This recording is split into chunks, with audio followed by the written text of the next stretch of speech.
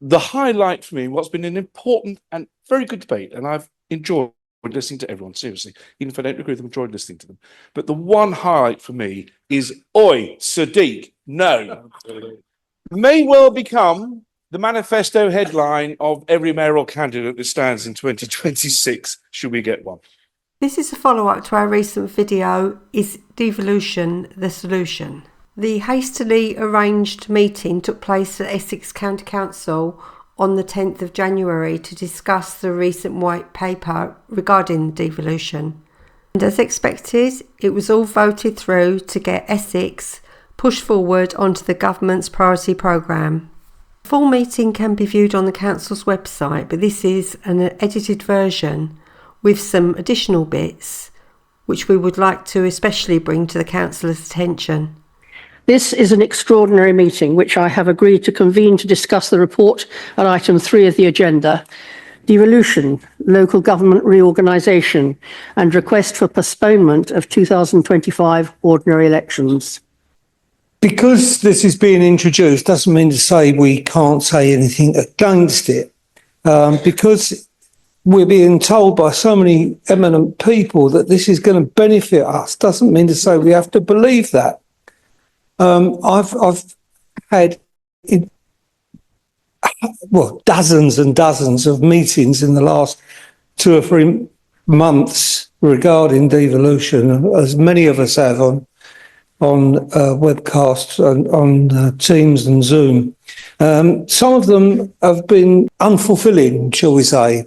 The answer's still up in the air. But last night I was on one that was quite illuminating, and it was with people from unitaries that have experienced this transition and the problems they arise and some of the problems they're still experiencing. So that it was very beneficial. And like the gentleman has just said, councillor has just said about residents finding themselves 20 miles from the seat of authority. There was one of these heads of unitary was 80 miles away. I won't dwell on the political dogma. After 40 years as a journalist And who did you work for, Kevin? and a politician, I've never yet met one incoming party who believes the previous party did it any better than they did, and they can only do it themselves. The public don't believe that, and they respond very quickly if we start telling them those sort of things. I was on a call with Baroness Taylor, the Lord's Minister in MHCLG, where she was quite clear to say that this government, in all two-tier areas of the term of this government, are facing reorganisation. My view, and I hope the majority of people's view, is that we as representatives of the people of Essex need to be at the table to do that now and be on the priority list and shape our own destiny, rather than having that done to us by government or government commissioners. We are not deciding this. The government will decide this. We as councillors can't decide whether to postpone elections. We are requesting it, yes, that's for certain, but we're not able to make the decision. We will certainly, I hope today at the end of this, be asking for postponement of the elections. And there are practical reasons and financial reasons behind this. Practically, we do want to consult with the public, want to consult with members as well. The chances of doing that straight off will be around March, when we'll be into a pre-election period where we can't consult because the law prevents us from doing that. That's a nonsense, isn't it? And then there is the financial issue. The cost of holding an election for an authority that might not exist in 2 years' time is prohibitive. Frankly, if we get this through, I'd rather put that money into direct services like highways to fix our roads even faster than fixing them at the moment. And they are pretty good at the moment, by the way. You know, there's Really? Not the roads that we're seeing, Kevin? You know, and there's more to be done. We're putting money directly in there. I'd rather use that money. I'm sure the taxpayer would agree with me. This question needs to be asked, and I'm glad the leader didn't dignify this. The MP for Clacton accused this administration of being dictatorial for cancelling these elections. Isn't the pot calling the kettle black when he's a man who's not been elected by his members? When he led UKIP in 2012, the party had a postal vote of their London Assembly candidates, and Farage didn't like the result. So the guy who was first was put fourth, and the guy who was third was put first. When he's having his next cigarette, should he not be doing it standing in a greenhouse, because he might have his stone thrown back at him? Thank you, Madam Chairman. Well, it's not for you to comment on other parties, and it's not really for me to say how people fall out with their potential donors or not for things they've done. All I would say is it's always been my business in anything I've studied in politics to represent people of Essex, and I will keep doing that. I would never carpet bag to find a seat just to get a job. The question that I've asked you many times in other forums about consultation with our residents. On TV, you told us, the news people, that ultimately you, the residents, will decide. Well, I'd like an explanation to that. Yes, sir. Our constitution says that I can just take the decision. I think that's wholly inappropriate on something so monumental as this. I'm rising conscious this is probably one of the most important debates we will ever take part in, but probably in the 136-year history of this local authority since it first began. And here we are talking about perhaps it evolves into something else in the future. And that's why it's important, I think, that everyone has their say in this chamber, and not just today, because today is not the finish. In my experience, many people have just jumped to the conclusions of what they think this will look like. All we're simply doing today is just to remind people. Remember that, everybody. That's all we're simply doing right now. Is asking the government to go from mayor and devolution. And there's practical reasons why I think it should take place. Let me just talk about what this is about and what it isn't about, really. And it's about people. Now, whenever I talk about devolution, you've heard me say it here before, and local government reorganisation, it's about the taxpayer, the resident in this county. That's why we're doing it. I'm not doing it for politicians or councils. I'm doing it for people, as far as I can see, and I hope most people would agree. And we know now that many of our councils across the country are facing financial difficulties. Now, you can dress all sorts of reasons up for that. You can make all sorts of noises about it, who's to blame and what's the fact is, we can't survive in our current structures with the finances we have at the moment. It's always the same taxpayer. Whether you pay income tax or council tax, it's the same person. And therefore, we represent everyone when we do this. So this is about people. And my question, and why I want to explore local government reform more, is can we streamline those services? Can we make them better, more efficient than they do at the moment? Can we deliver services quicker, faster, use new technology and keep future costs down? At the moment, year on year, we're facing increases in council tax. It's just kind of accepted that's what happens because you're running on an old model. So that's how you get your money in, isn't it? But if you did it on a better system, streamlining, using modern technology, bringing decision-making closer to the public. What technology do you mean exactly? Then that's got to be good. Really? Make sure you get the consent of the public. And colleagues, just think about it. If you are leaders, as I am here, I'm honoured to be the leader of Essex County Council, probably the best job I've ever done in my entire life. But the reality is I'm here as your leader because my group very kindly elected me as their group leader. The people of Essex didn't elect me as the leader, and I didn't carry that personal mandate, but a mayor does. And just think after the general election, on day three in the Cabinet Office, who sat round the Cabinet table? Not the Cabinet, but the mayors of England. Very interesting, including Sadiq Khan, who just happens to be the chair of C40 Cities. We leaders in upper tier authorities had a letter 4 days later. That's the difference. The mayors were in there carving out their piece for their areas to get things done. Oh, I wonder if that was anything to do with the United Nations Forum of Mayors meeting in September. What did the Secretary General say in paragraph 4 of his press release? He stated that the Summit of the Future has just concluded and you are already joining forces to move the agenda where it matters most, at the local level, on the ground, in people's lives. So what do you think he actually means by that then? We leaders in upper tier authorities had a letter 4 days later. That's the difference.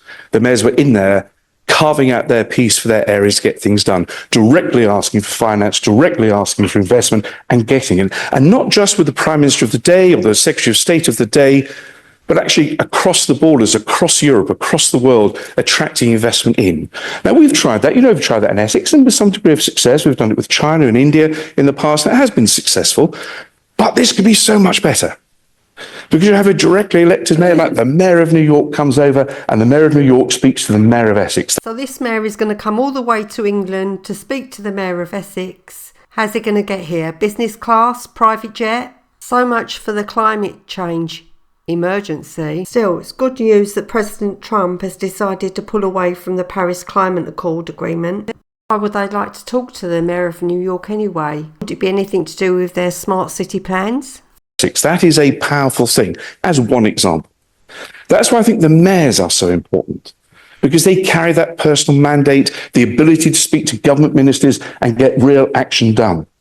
Just imagine a mayor sitting there, and this is my prediction, with a mayor of Essex, as I hope we have in 2026, we will get the A120 done. The A12 will be improved. The A127 will be improved. The A13 will be improved. And our local roads will have more money because the mayor will get that for the unitary councils. That's why I strongly believe a mayor is so important. But what if it was devolution in name only, with the Metro mayors working towards achieving the sustainable development goals as their priority? And a combined authority made up of the unitaries. At the moment, that would be Essex Southend and Thurrock, but that will change over time, I hope. But that would be the initial one. Not only acting as a check and balance to the mayor, but actually assisting the mayor to deliver their programme. So imagine with a combined authority delivering the programme of the mayor, how powerful that will be for the citizens and residents and taxpayers of Essex. Isn't it just ludicrous that each district and unitary council is giving an arbitrary housing target based on some algorithm in Whitehall? That's nonsense. That's not the way to build communities. You build boxes. To build communities, you need strategic planning, that the mayor will sit down with the unitary councils and do that properly. And more importantly, gets the money to put the infrastructure in first and then build the housing. We've lacked that over many, many, many decades in this country. That is what the mayor can do. That is what a combined authority can do. That is what powerful unitary councils can do as well. And finally, let me address the last part of the letter, Madam Chairman, which is about these elections and postponement. Now, I've answered it in part. It is practical because of when we need to consult with the public and need to consult with others, will be in a pre-election period. The first part of the iteration has to be in March to the government. We can't consult in a pre-election period. We'd be accused of secrecy. And then, of course, you'd have that plan going in March with maybe a whole new council here in May who is absolutely handed something they might not agree with. But too late, it's into a process. So there's practical reasons not to do it. And then the cost. It costs millions of pounds to hold elections. So it should. Democracy is the most important thing. And I am a Democrat. I believe it. Postponing elections is not something I take lightly or easily because I believe in democracy. I believe in elections. But I also don't believe in wasting people's money either. And that's why I think postponement of 1 year, and it's only 1 year, postponement of 1 year. So it's 1 year, remember that, 1 year. And that's all the government can allow, is so important. Do we want to spend millions of taxpayers' money on an election to an authority that might not exist in 2 years' time? And there's speculation could be further postponements. I don't know is the answer to that. Only the government will decide that. But you just told us it can only be for 1 year. All we're doing here today is requesting we do that so we can do this work properly. And by properly, I don't mean me and a couple of other people sitting in the room.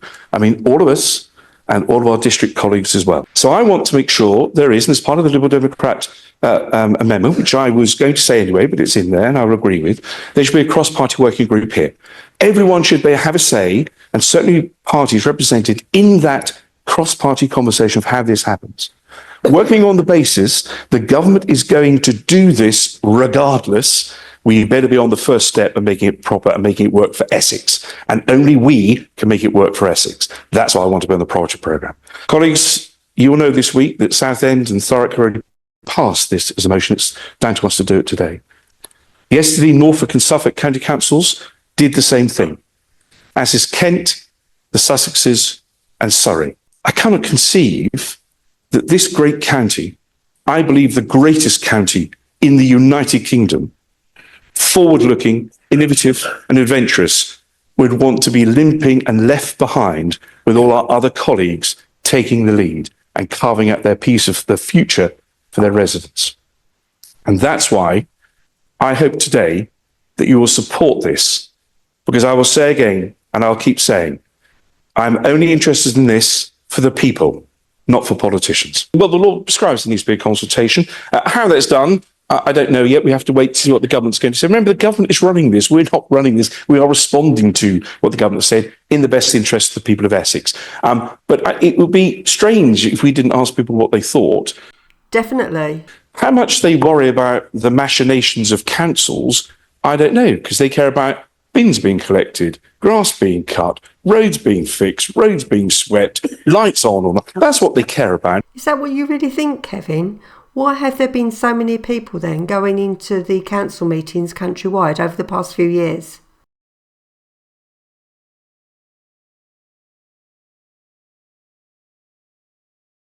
What they care about. And if we say to them, we can do it better, faster, simpler, and probably cheaper, I bet they'll say yes. This isn't a brand new piece of policy Labour have dreamt up. They've been very open with them, spoken to ministers. This is taking on the last government's devolution plans and enhancing.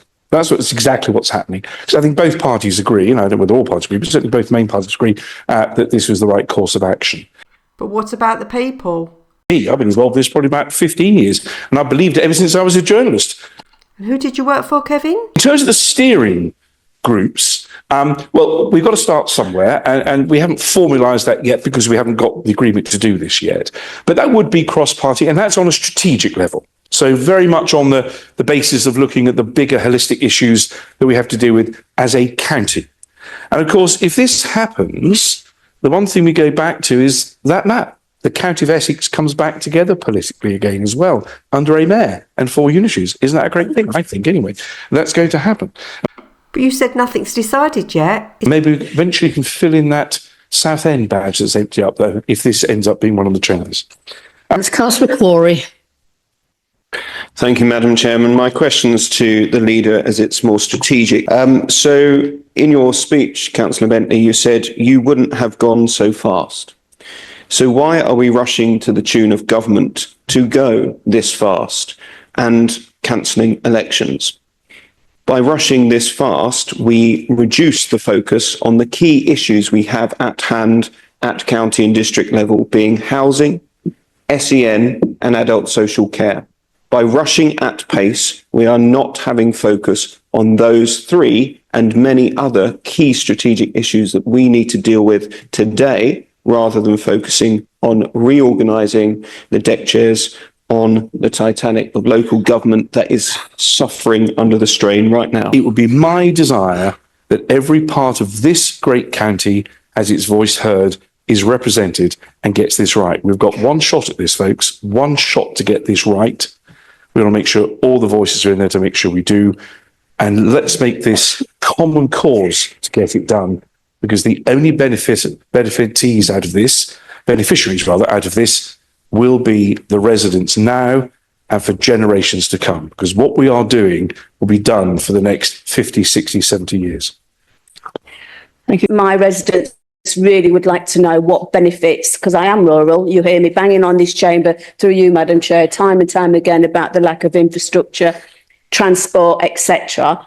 What benefits will we receive and not get eaten up by a huge unitary? Thank you. What are the benefits going to be? Well, numerous, I would say, certainly with a mayor. So I look at a great deal of envy at Manchester, which has become a transport authority in its own right. And I believe the mayor of Manchester has kept the £2 cap, I think that's right, on buses. I can't do that. I don't run buses. People think we do run buses at the county council. We don't run buses. We top up services. Imagine if we did with the transport authority. Imagine if the mayor could say, OK, we're not going to increase those bus fares. We're going to extend the bus passenger pass for older folk. I'm not saying Will is entitled to what the mayor wants to do. And let me just reiterate, I will not be a candidate for mayor. I'm a mayor maker, not a mayor. I keep saying it, so it's very loud and clear to people. I'm not carving out a job. However, the mayor could make those decisions, and that would benefit your community far better. And on the unitary level, so as I said before, a lot of the strategic decisions on roads and transportation that takes place happens here, which is quite a long way from the Dengie by road, certainly, isn't it? If it's made much closer to you, those decisions, strategic decisions, a greater say can be had by the councils representing people, the officers and the people themselves. It doesn't seem to have happened in London with the Mayor of London, who he's also the chair of the C40 cities. They've not listened to the people or the London boroughs, have they?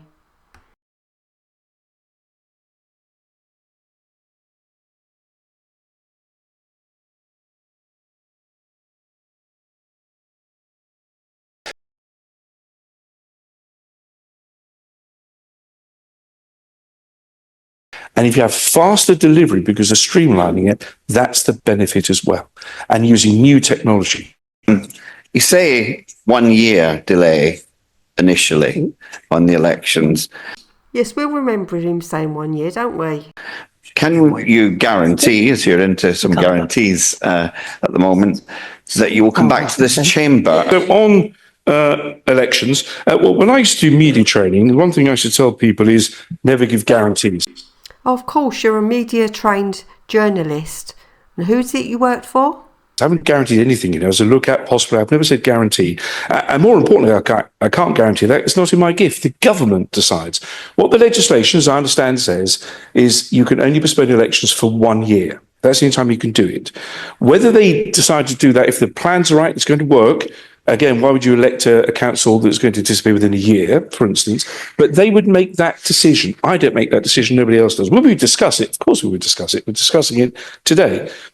But it's not my decision. And therefore, I can't guarantee it. It's very important. I say that. So the role of mayor is a huge role. Essex, as we know, is a huge county, and we'd be taking in two very large authorities that we don't currently have within our remit. And where my concern comes in is it's such a big role for one individual. First of all, who are they accountable to? Who holds them to account? Very good questions. It may be a case that we have 5 unitary authorities and the leaders of those 5 unitaries could hold that person to account, but it's also likely we may only have 3 unitaries.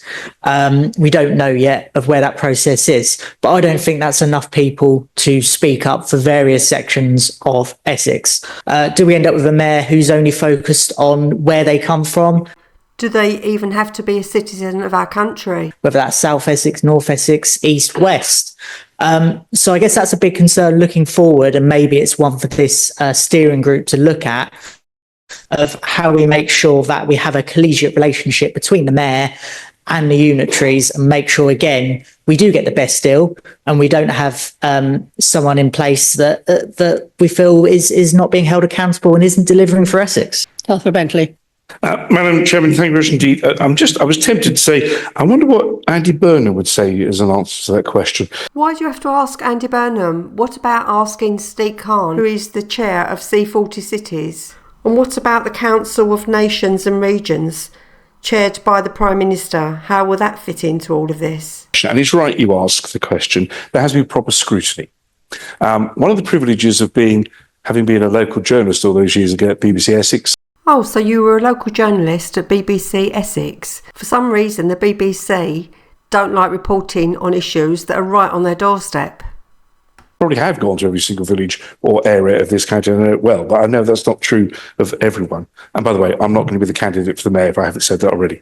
But what does need to happen is proper scrutiny. Now, the unitary authorities would be the combined authority sitting with the mayor. I don't know the model we'll have. I look at others where those leaders end up being either deputy mayors or they are portfolio holders within the mayor. That is the Manchester model and how it works, and works very successfully, I have to say.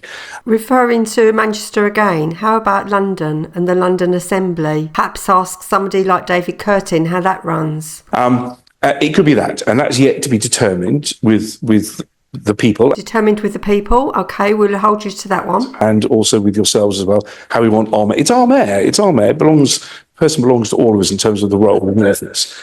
So proper scrutiny must be held. Now, it is with the PFCC at the moment. I haven't mentioned the PFCC, but the PFCC is elected with a personal mandate across the county. The PFCC has a scrutiny panel made up, I believe, of leaders or representatives of each district and county and the 2 unitaries that will hold the PFCC to account. You would certainly have that mechanism, maybe more. You're quite right, yet to be determined. Not in my gift. I'm being very careful to say, and I would do this, because first of all, that's not the kind of person I am, not the language I use, but it will be a joint decision by probably the steering group at this stage for proper consultation with everyone on that. I mean, we will have lots of consultation. We can't keep consulting everything. Nothing ever happens if we do that. We need to make some decisions. But what is important that anyone in any elected office is being held to account, like you are with me asking these questions today and elsewhere. They are held to account. I would expect nothing less of an elected mayor of Essex. Today is all about democracy, and the leader talks about he's doing it for the people.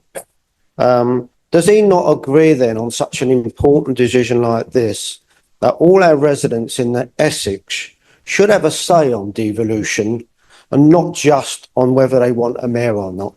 The people, of course, they'll be consulted. Of course, they will, not just on the mayor, but everything else. We don't do things to people, but we do represent them.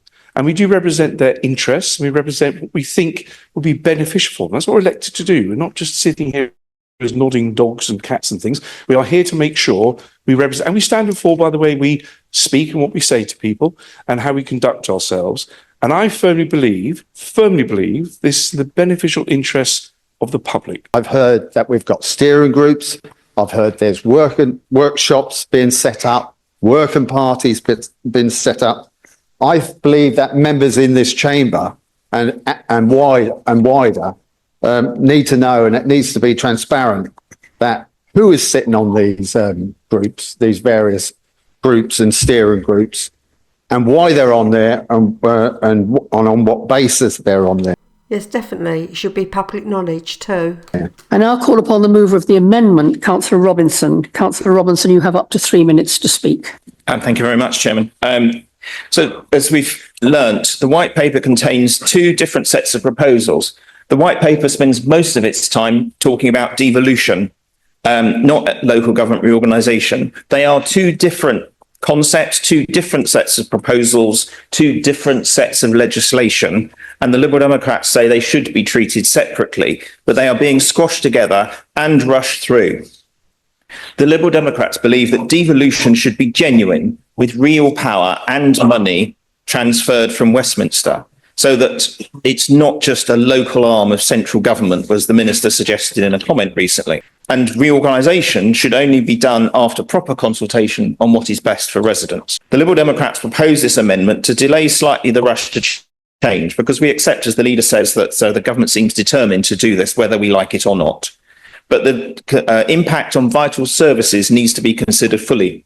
There is a real danger that both of these changes are just reorganising the deck chairs on the Titanic. And if I can continue that metaphor, the local government ship has already hit not one but three icebergs: massively rising costs of adult social care, children's services and homelessness. These all need addressing, and not to be distracted by other new initiatives. Liberal Democrats support genuine devolution, but this model of devolution, supported by Conservatives and Labour, means places that want new powers have to have an elected mayor. Liberal Democrats have always opposed putting so much power in the hands of one person. There is no real accountability during their 4 years, however bad or dangerous they become. Real devolution should bring power closer to the residents, ensure that decisions are made by local people with genuine local control. Well, Madam Chairman, here we are on this momentous day being asked to agree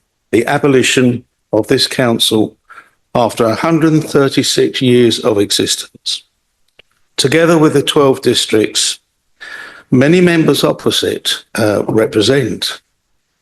I wonder just how many members opposite are really entirely comfortable with the way we are being bounced into this. I say that because every time I have asked the question of the leader, when is the whole membership of this council going to have a debate and agree on the best way to approach this issue? The answer was that we don't know what the offer is, and until we do, we cannot have a debate. So here we are on the very last day that the letter to the Secretary of State has to go in, being asked to agree a deal that is effectively already agreed. My fear always was that we would be asked to agree what is a fait accompli, and so I have been proved right. I've read it will save £3 billion, and I think that's what it really is all about, is saving money. But the only way you save money is losing jobs and councillors and selling off council assets. I think there are many residents who believe we are coming into this chamber today to make a choice over devolution and local government reform. We haven't been given a choice. In fact, we've been given worse than that. We've been given the illusion of choice. Members, one of the reasons we are here today is to discuss an issue that strikes at the heart of democracy and local accountability. Our communities deserve representation that reflects their current concerns and aspirations, and that can only happen when decisions are made with public support. Baz exit. And some of the speakers here today, doesn't it just remind you, after the people voted to leave that corrupt organisation, the EU, let's remain with the county? I wouldn't create parallels between the EU and the county council, because I don't believe you've bent or straight bananas, because if that was the case, you might start outlawing potholes because they've got a curve on them. I have been campaigning the day I got here to get Basildon out, as we call it in Basildon, Baz exit. Last May, the Borough of Basildon elected in the all-out elections a pro-Baz exit council with a pro-Baz exit leader who will fight as much as I will and die for Basildon. It is good that the government put it in a manifesto to end these county councils. The Liberal Democrats said they was an invention under the Liberals. But look how long ago that was. How big was a town and city back then? It's so out of date, the county council method. So out of date. This is moving forward to the future and bringing democracy to the people. I am like a turkey voting for Christmas here today, and I'm happy to do so. If we'd have had elections and another term and do what the Liberals say, delay, I'd be 18 years, I'd qualify as an automatic alderman. But how is that loyalty to my constituents? I've come here to fight for Wesley Heights and Basildon, and everyone can testify to that fact. The other benefit of having a mayor, as the leader said in his speech, that he had to wait far longer to see the new government ministers than the elected mayors. Are we all forgetting the debate we had in this chamber about ULEZ? Now, we have a mayor in London who just hates cars, hates people getting in their white van, going into London to provide the services for Londoners. Now, if we have a mayor of Essex, we're going to have someone, along with the mayor of Kent and the other own counties, to go, "Oi, Sadiq, no." That's what we need. You never know. We might start something good here. The outer London boroughs might say, like Havering, like Bexley, like Bromley, can we leave London, Mr. Government? Can Havering join with us in Essex, as it used to be and should be? We could be starting something here and unseating a despot, but that's another debate for another time. I just see positives. The only negatives I see is for my bank balance. That's the only one I see. I consulted on our Facebook community forum to see what local residents thought, which has over 8,000 members, and I received just 10 responses. That was it, just 10. I think it's fair to say that some of the councillors in here are leaders of other authorities, and they know my position on LGR, and that is that I don't believe in it. But that is my position. That's not the position of my council. We have not had the opportunity to discuss the implications of LGR. In fact, it's fair to say that with only 12 working days, there's not really been any opportunity to have this conversation with anyone, really. But when we come to talking about democracy, I, as a leader, have not been consulted in any way, shape or form on LGR other than being told what is happening. That's not consultation. And this is what's happening to residents. The leader talks about people, but there's been no public vote, no conversation. How can there be in 12 days? In fact, we as elected representatives have only had 12 working days. 9 million people will not be allowed to vote. And let's be real, it's not for 1 year, because the agenda paper here today says 1 year is the maximum, but it will likely be 2, more than likely be 3. So we're talking about 3 years, and I wish people would stop saying it's 1. We're talking about representation.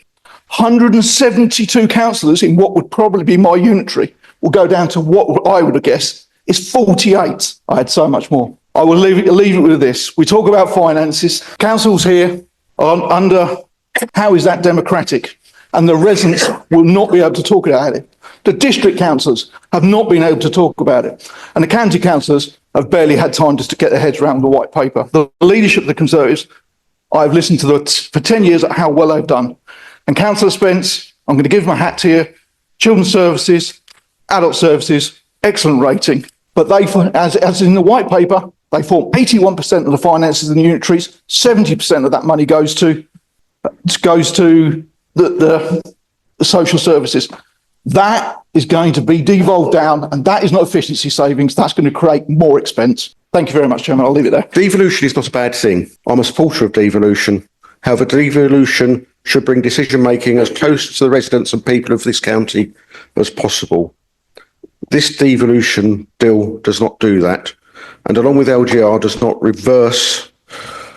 the reverse by taking away district, borough and city councils and creating large unitaries which will have no connection to local people and put a lot of power in the hands of a single person, a mayor. As Councillor Bentley admits, we do not even know yet how the mayor would be scrutinised or held to account. It really is no surprise to me, we're talking about unholy alliances, no surprise to me that the two large parties in government, that is, like a centralist approach to things for various reasons. They may see it as being cost efficient. Well, there is as much evidence, and from what I can see, that unitary authorities are not necessarily, if it's done wrong, it could be very bad. One of the things that came up in Uttlesford, and I was chairing the meeting, that and other members said that please bear in mind there is staff in all of the councils listening to what we're saying here, and they're anxious. They're anxious about their future. They're anxious about their jobs, and I think that should be just borne in mind. And I would ask the leader if he could just not only bear that in mind, but make sure that we communicate well with them at every stage, as well as, of course, our residents. Because this is not about people. This is about the people out there, not the people in here. This is about the people of Essex, our residents. And there are three things going on here. Firstly, there is devolution. Power from Whitehall to local people for local decisions. Here, I agree. There is reorganisation. People will have various opinions on how that will look. No one will all agree, but it is a very separate issue to devolution. And there is then the third matter. And the third matter, in my opinion, is the most significant. And that is the cancellation of long-standing elections that in 2021, no elector of this county was told would be cancelled. We as councillors have some front, turning up on Remembrance Sunday to remember men and women who have died for this country, to give us the right to vote, the right for democracy to prevail. We are serving those people a disservice to their memory, the lives that they have lost. We serve them a disservice when we say democracy doesn't matter when money is involved. And I will wrap the black country that I proudly represent around this petition, because the people of this country believe in democracy and democracy matters. Thank you. It's an English devolution bill. It should all be about England. The leader confirms the minister will cancel or postpone elections, but only at our request, at the leader's request. So that is down to you. The shape at the moment is taking power away from the people, maybe up into one person as an elected mayor. And I back the points made on savings. If you actually look at where unitaries and reorganisation has happened, they've not made the gigantic savings that have been outlined. As just mentioned by Councillor Goldman, we will see the creation of 4 or 5 new departments of highways, 4 or 5 new departments of adult social care, 4 or 5 new children's services departments. I will go on, I could, but I won't. So we are not going to see the savings. The last point I'd also make is that the leader said we want professional people in the role. We want professional politicians, is pretty much what he's saying. The people don't want professional politicians at a local level. They might want it in excellent MPs. Well said, Councillor Corey. Most of our MPs are not working for the people, so why would we want more of the same? But they want local people who know the local area. They can come to our door and they can speak to us. If I'm representing people across miles and thousands, it's not going to be the same. So they want local decision making. We do too. And that's what this amendment is about. Today is about asking for that mayor and devolution, and I think there is fairly good support for that, but to request and say we're committed to exploring further local government reorganisation. Nothing's written down, Nothing's been investigated properly yet. It's simply saying that we will do that. We're committed to it because we think it's right. And we need to look at the evidence, not the emotion, the evidence behind it. And then to request postponement of those elections. I have been several times credited with the ability just to do that. And I can't, of course, I do have to request it. And I think we should request it in order to get the work done properly. Otherwise, you're distracted continually by elections with the practical issues and the financial issues I have mentioned as well. And I won't support the Liberal Democrat motion, but it's important they put one. And as I said before, if you disagree with something, this is the mechanism to do it. It's the right way to do it. But I'm afraid it just amounts to dither and delay. And I'm sorry, we can't do that. The timescales are tight. I make no apology. I think this is the right thing to do. I may not have gone quite as quickly as this, but it's the right thing to do. The question's been made, no one's asked for a mayor of Essex.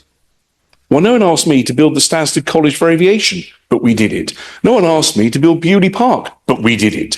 And there's many others. Yeah, well, you've mentioned a few times, Mike McCrory, we did it. Anyway, the point is, many people don't ask for things because they don't know. They're not in the swim of this. They have their own lives to deliver. It's our job to help their lives be better. And that's why we're doing this, to help their lives to be better. We need to think about how we're going to approach this. And I've explained how I want all district colleagues involved in this, certainly the leaders, how they involve their own membership. It's entirely up to them. I'm not a dictator. It's entirely up to them.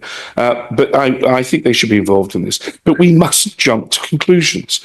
There is no guarantee yet that social services will be delivered by the unitaries, or they might be. We don't know yet. Or where the money comes from, we don't know yet. Highways, we assume it will be done by the unitaries. I assume it will be, but we have to investigate that. All this has to be looked at. We must not jump to conclusion.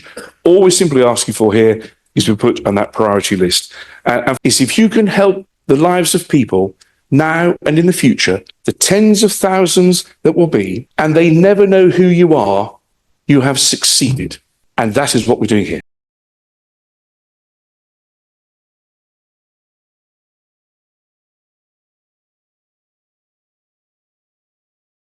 So what do you think?